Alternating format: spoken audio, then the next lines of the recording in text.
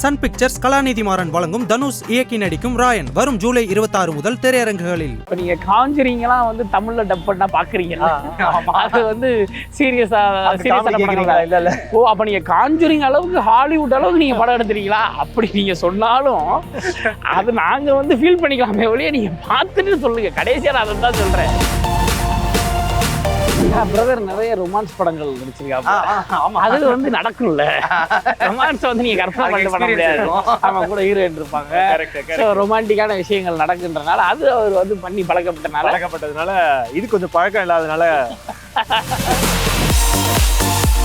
நம்ம சிவகார்த்திகேயன் பிரதர் பேச்சியோட first look launch பண்ண உடனே பெருசாக கவனிக்கப்பட்டுச்சு. நிறைய பேர் வந்து அதை பார்த்து நிறைய ரீஷேர் பண்ணாங்க. நிறைய பேர் நிறைய இடத்துல போய் சேர்ந்துச்சு. ஒரு பெரிய ஒரு ப்ரமோஷன் கிடைச்சிச்சு அது மூலமா. சார் உன்னையெல்லாம் ஒரு 2000 வருஷத்துக்கு எதுவுமே செய்ய முடியாது. ஐயோ நல்லா இருப்பா பாப்பா.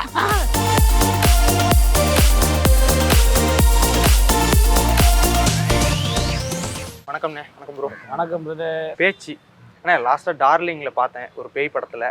அது ஆனால் ரொம்ப காமெடியாக ஹியூமராக பண்ணியிருந்தீங்க. ஓகே, இப்போது சீரியஸாக இருக்குமாண்ணே இது ஃபுல்லாக? ஆமாம், நான் வந்து இந்த படத்தில் வந்து நகைச்சுவை வந்து எந்த படத்தையும் நகைச்சுவை பண்ணுறதில்ல. நீங்கள் உங்கள் மைண்ட் வாய்ஸ் வந்து எனக்கு கேட்குது. நல்லா கழிச்சுன்னு கேட்குது. நீ எந்த படத்துலையும் காமெடி பண்ணுறது இல்லையா தம்பின்னு கேட்குது. இந்த படத்தில் உண்மையிலே காமெடி பண்ணல. ஓகே, இது வந்து ரொம்ப சீரியஸான ஒரு கேரக்டர். இந்த கேரக்டர் சீரியஸான ரொம்ப கோவமாக ரொம்ப அந்த அதற்ற எல்லாரையும் அடக்கிற கேரக்டர் இல்லை, பொறுப்பான கேரக்டர். ரொம்ப பொறுப்பான சின்சியரான கேரக்டர். அவனோட வேலையை ரொம்ப சின்சியராக முடிக்கணும்னு நினைக்கிற கேரக்டர். இப்போது நீங்கள் நிறைய படங்கள் ஒன் ஆஃப் தி லீட்ஸாக பண்ணியிருக்கீங்க. அப்படிங்கும்போது இப்போது இந்த படம் வந்துட்டு மெயின் லீட் அப்படின்ற மாதிரி தான் தெரியுது. எப்படி இருக்குது அந்த பேர்டன், ஐ மீன் அந்த பொறுப்பு நீங்கள் எடுக்கும்போது? ஆப்வியஸ்லி பர்ஃபார்ம் பண்ணும்போதும் சரி, த்ரூ த ப்ராசஸ் வந்து கொஞ்சம் பொறுப்பை அதிகமாகவே உணர வேண்டிய ஒரு இதுதான். வந்து லீடாக நடிக்கணும் அப்படிங்கிறது தான். ஸோ அதை பார்த்து பயப்படுறதுல ஒரு பாயிண்ட் இல்லை. ஸோ நம்மளால இதில் என்ன பெஸ்ட்டு பண்ண முடியும்? ஓகே ஃபைன், கோகுல் ரொம்ப வருஷமாக தெரியும், அண்ட் பாலசரன் சரி ரொம்ப தெரியும், எல்லாமே தெரிஞ்ச டீம். இவங்களோட சேர்ந்து எப்படி what best I can give, அவங்க என் மேலே வச்சிருக்கிற நம்பிக்கையை நான் எப்படி ரீபே பண்ணலாம், அதுக்கு நான் என்ன பண்ணலாம், ஸ்கிரிப்டாகவும் சரி ஆக்டிங்காகவும் சரி, even interview whatever that is I been trying to do. எனக்கு I am happy. This what I wanted to do. அந்த ஒரு பொறுப்பு இப்போ நம்பி கொடுத்துருக்காங்கும் போது ரொம்ப சந்தோஷமா இருக்கு. ஆனால் இப்போ டு பி ஃப்ராங்க் வந்து இப்போ வர பேய் படங்கள் அப்படின்னு சொல்லிட்டாலே காமெடி இருக்கணும், காமெடியாக இருந்தால் பேய் படம் ஓடும், வசூல் அடிக்கும் அப்படின்ற மாதிரி. பட் இதை பார்க்கும்போது ரொம்ப ரொம்ப சீரியஸாக இருக்க மாதிரி இருக்கு. எந்த அளவுக்கு ஒர்க் அவுட் ஆகும்? நீங்கள் சொன்னீங்க இப்போ ட்ரெண்டு வந்து பேய் படத்துக்குள்ளே இருக்க காமெடி. ஆனால் நீங்கள் முன்னாடி இருந்தே பாருங்களேன், நிறைய பேய் படம் சீரியஸான படங்கள்லாம் இருந்திருக்கு. யார் நீங்கள் பார்த்துருப்பீங்க, யாருன்னு ஒரு படம், நம்ம யார் கண்ணன் சார் இயக்குன யார் படம் வந்து பயங்கர சீரியஸாக இருக்கும். அப்புறம் நம்ம மோகன் சார் நடித்த உருவம்னு ஒரு படம், அதெல்லாம் ரொம்ப பயங்கரமாக. 13ஆம் நம்பர் வீடு, மைடியர் லிசா, இந்த மாதிரி நிறைய பேய் படங்கள் இன்றைக்கி பார்க்கும்போது நமக்கு பயமாக தான் இருக்கும். அந்த மாதிரி நிறைய படங்கள் வந்து மிகப்பெரிய வெற்றிகள் அடைஞ்சிருக்கு. எப்போவுமே இந்த பழசு மறுபடியும் ஹிட் ஆகும், மறுபடியும் அந்த ஒரு வாழ்க்கை ஒரு வட்டன்ற மாதிரி. அன்னைக்கு இருந்த இடத்துலாம் இன்னைக்கு மறுபடியும் ட்ரெண்ட் ஆகிட்டு இருக்கு. இன்னைக்கு 80s சாங்ஸ்லாம் இன்னைக்கு மறுபடியும் ரீல்ஸாக பண்ணிட்டு இருக்காங்க. 90s சாங்ஸ் வந்து 90s படங்கள்லாம் இன்னைக்கு தேடி தேடி பார்த்துருக்காங்க. ஆமாம், அப்போ ஓடின படம் ரீரிலீஸ் ஆனதெல்லாம் இன்னைக்கு நல்லபடியாக போயிட்டு இருக்கு. எப்படி ஓடிச்சு அந்த மாதிரி வந்து எப்பயுமே பேய் படம், சீரியஸான பேய் படங்கள் நல்லா இருந்துச்சுன்னா நிச்சயமாக வந்து மக்கள் வந்து அதை கொண்டாடுவாங்க. நீங்கள் யாவரும் நலம் பார்த்துருப்பீங்க. ஆமாம், அது வந்து பயங்கர சீரியஸான ஒரு பேய் படம். இன்றைக்கி அதை பார்த்தாலும் நீங்கள் முதல் தடவை பார்க்குற மாதிரி அவ்வளோ உங்களுக்கு ஒரு பயம் இருக்கும். அந்த மாதிரி சீரியஸான பேய் படங்கள் எப்போதுமே அது சரியாக இருக்கும்போது எல்லாருக்கும் ரொம்ப பிடிக்கும். அது திரும்ப திரும்ப பார்ப்போம். பேச்சு நிச்சயமாக ஒரு நல்ல ஒரு எக்ஸ்பீரியன்ஸ் உங்களுக்கு கிடைக்கும். நான் வந்து இது வந்து பயங்கர வித்தியாசமான படம், அந்த படத்தில் இல்லாத விஷயம் இந்த படத்தில் இருக்குது அப்படிலாம் நான் சொல்லவே இல்லை. பார்க்காத விஷயம் அந்த மாதிரிலாம் நான் சொல்லவே இல்லை. ஒரு வித்தியாசமான ஒரு அட்டெம்ப்ட் அப்படி வேணால் சொல்லலாம். ஒரு அட்டெம்ப்ட் நீங்கள் பாருங்கள். பார்க்கும்போது கண்டிப்பாக அது வந்து உங்களுக்கு ஒரு புது எக்ஸ்பீரியன்ஸை கொடுக்கும்னு நான் நம்புகிறோம். ஓகே, ஏன்னா இது வந்து என்னென்னா, நம்ம வீட்டுக்குள்ளே பேய்கள் பார்த்துருப்போம், நம்ம வந்து ஒரு டிவிக்குள்ளெல்லாம் பேய் பார்த்துட்டோம், நிறைய அந்த மாதிரி பார்த்துட்டோம். இது வந்து காட்டுக்குள்ளேயும் பேய் பார்த்துருப்பீங்க. அதை நீங்கள் பார்க்கலன்னு நான் சொல்ல வரல. கண்டிப்பாக வந்து பேச்சு பார்க்கும்போது நீங்கள் சொன்ன மாதிரி காமெடி வந்து இல்லாமல் ரொம்ப சீரியஸாக ஒரு பேய் படம் பார்த்த ஒரு ஃபீல், ஒரு எக்ஸ்பீரியன்ஸ் உங்களுக்கு கண்டிப்பாக கிடைக்கும். ஓகே, இது வந்து ஒரு பியூர் ஜானர். நீங்கள் சொன்னீங்க காமெடி கலந்து இப்போ பேய் படம் வருதுன்னு, அது மோர் ரீசெண்ட் ட்ரெண்டு, லாஸ்ட் 10 இயர்ஸாக சொல்லலாம். பட் இது வந்து ஒரு pure genre horror thriller. Okay, வேற ரொம்ப டிவியேஷன் இருக்காது. அந்த அந்த அந்த focus on the horror will be there. இதுவுமே பாலச்சந்திரன் சொன்ன காஞ்சரிங்கெல்லாம் வந்து தமிழ்ல டப் பண்ணா பாக்குறீங்களா?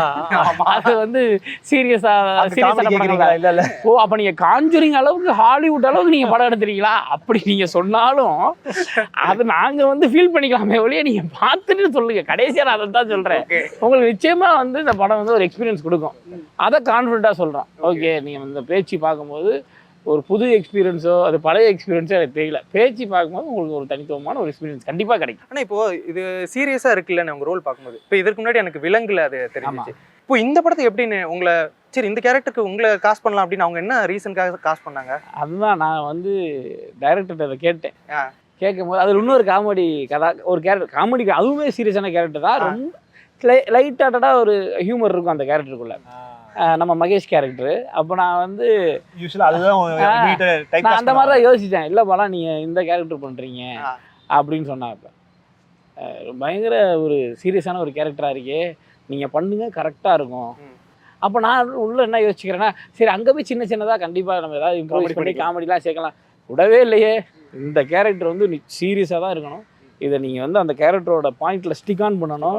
அதை வந்து நீங்கள் வந்து கரெக்டாக எடுத்துகிட்டு வரணும். பாலா நம்ம எங்கேயுமே ஹியூமர் பண்ணிட்டோம்னா டிவியேட் ஆயிரும்னு சொல்லி கூடயே இருந்து டைரக்டர் சார் தான் வந்து அந்த கேரக்டர் வந்து இவ்வளோ சீரியஸாக வர்றதுக்கு அவர் தான் ரொம்ப மெனக்கட்டார். எனக்கு வந்து ரொம்ப ஹாப்பி. ஏன்னா நான் எதுக்காக சொல்ல வரேன்னா எப்பயுமே நம்ம நடிக்க வரும்போது நமக்குள்ளே நிறைய ஆசைகள் இருக்கும். ஆனால் இயற்கையாக நம்மளை ஒன்று கூட்டிகிட்டு போகும். அந்த மாதிரி நம்ம காமெடியெலாம் நடிக்கிறோம். நமக்கு வந்து அது மிகப்பெரிய சந்தோஷம். அது இன்றைக்கி நல்லபடியாக போய்கிட்டு இருக்கு. இருந்தாலும் நமக்குள்ள ஒரு ஆசை இருக்கும்ல, எல்லா விதமான கேரக்டர் நம்ம பண்ணணும். ஒரு சீரியஸான ஒரு கேரக்டர் பண்ணணும், ஒரு குணச்சித்திர கேரக்டர் பண்ணணும், ஒரு இன்னசென்ட்டான ஒரு கேரக்டர் பண்ணணும், ஒரு வில்லனாக கூட நடிக்கணும், நெகட்டிவ் ஷேட் உள்ள கேரக்டர் நடிக்கணும், ஒரு ஹீரோவாக நடிக்கணும். இந்த மாதிரி எல்லாத்துக்கும் ஒரு சொல்லிட்டேன். ஹீரோவானா நம்ம மண்டையில மாதிரி நமக்கு வந்து யதார்த்தமா நமக்கு என்ன தோணுதோ நமக்கு என்ன சரியா இருக்குமோ அந்த மாதிரி டைரக்ட் பண்ண ஆசை இருக்கு. எல்லாருக்கும் இருக்கு ஆசைகள் தானே. ஆசைகள் வந்துக்கிட்டு தான் இருக்கும், கனவுகள் வந்துக்கிட்டு தான் இருக்கும். பட் எல்லா விதமான கேரக்டர் பண்ணி பார்க்கணுன்னு எனக்கு எப்பயுமே ஆரம்பத்துலேருந்து ஒரு ஆசை இருந்துச்சு. அதில் வந்து எனக்கு பேச்சு கேரக்டர் வந்து நான் நினச்ச மாதிரி எனக்கு வேற ஒரு கேரக்டராக நம்ம மாறி நடிக்கணும், காமெடி மட்டும் இல்லாமல் மற்ற சீரியஸான கேரக்டர் பண்ணணும் அப்படின்னு நமக்குள்ளே இருந்த ஆசையை நிறைவேற்றி கொடுத்தது பேச்சியும் ஒரு முக்கியமான காரணம். ஆமாம், எவ்வளோதான் ஒரு சீரியஸான படமாக இருந்தாலும் இப்போ மற்ற படங்களுக்கும் இப்போ இந்த மாதிரியான ஒரு ஹாரர் ஜானர் இருக்குன்னா நீங்கள் எக்ஸாஜரேட்டடாக ரியல் லைஃப்பில் எக்ஸ்பீரியன்ஸ் பண்ணாத ஒரு விஷயத்தை தான் அவங்க எக்ஸ்பிளைனும் பண்ணுவாங்க. உங்களோட நடிப்புமே அப்படி தான் உங்ககிட்ட இருந்து வாங்குவாங்க. அது ஷூட்டிங் ஸ்பாட்டில் எந்த அளவுக்கு ஃபன்னாக இருக்கும் நடிக்கும் போது?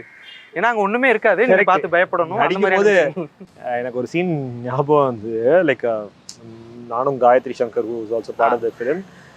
நாங்கள் போய் ஒரு இடத்துல நிற்போம்.